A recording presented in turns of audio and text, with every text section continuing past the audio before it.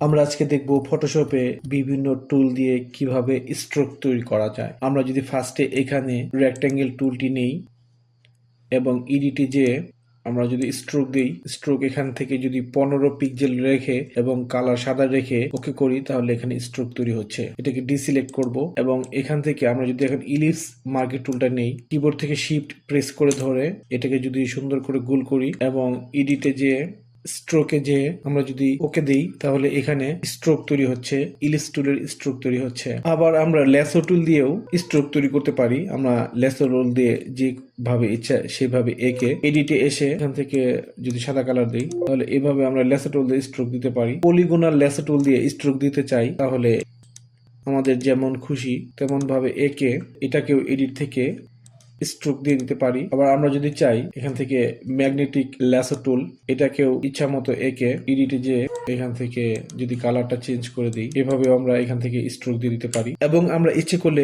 Pen tool থেকেও আমরা আমাদের প্রয়োজন অনুযায়ী পেন টুল দিয়ে এঁকে আমরা পেন টুল দিয়েও স্ট্রোক দিতে পারি। পেন টুল দিয়ে আঁকার পর আমরা কিবোর্ড থেকে কন্ট্রোল চেপে ইন্টার প্রেস করব, তারপর আমরা এডিট অপশনে যেয়ে স্ট্রোকে চলে যাব এবং এখান থেকে স্ট্রোক দিয়ে দিতে পারবো। এখন আমরা যদি রেক্ট্যাঙ্গুলার টুল দিয়ে একটি বক্স এঁকে নিই, তাহলে এখানে ফিল কালার যদি ব্ল্যাক দেই, তাহলে আমরা এখানে দেখতে পাচ্ছি ফিল অপশন রয়েছে এবং স্ট্রোক অপশন রয়েছে। স্ট্রোক ক্রস দেই, তাহলে আমাদের স্ট্রোকটা চলে যাবে। আবার যদি আমরা এখান থেকে স্ট্রোক দিয়ে দিই, এখান থেকে আমরা বিভিন্ন কালার স্ট্রোক থেকেও দিয়ে দিতে পারি এবং এখান থেকে আমরা স্ট্রোক মাউস দিয়ে এইভাবে ডানে বামে সরিয়ে স্ট্রোক চিকন মোটা করে নিতে পারি। ঠিক একইভাবে আমরা এখান থেকে যদি ইলিপস টুল নিই, শিফট প্রেস করে ধরে যদি ইলিপস টুল এঁকে নিই, আমরা এখান থেকেও স্ট্রোক এভাবে দিয়ে নিতে পারি। ট্রায়াঙ্গুলার টুল নিই, ত্রিভুজ হবে, এখানেও স্ট্রোক আমাদের তৈরি হবে। আমরা যদি এখান থেকে স্ট্রোকের কালার চেঞ্জ করতে চাই, চেঞ্জ করতে পারবো। আবার যদি এখান থেকে পলিগোনাল টুল নেই, নেওয়ার পরে আমাদের এখানেও স্ট্রোক তৈরি হবে।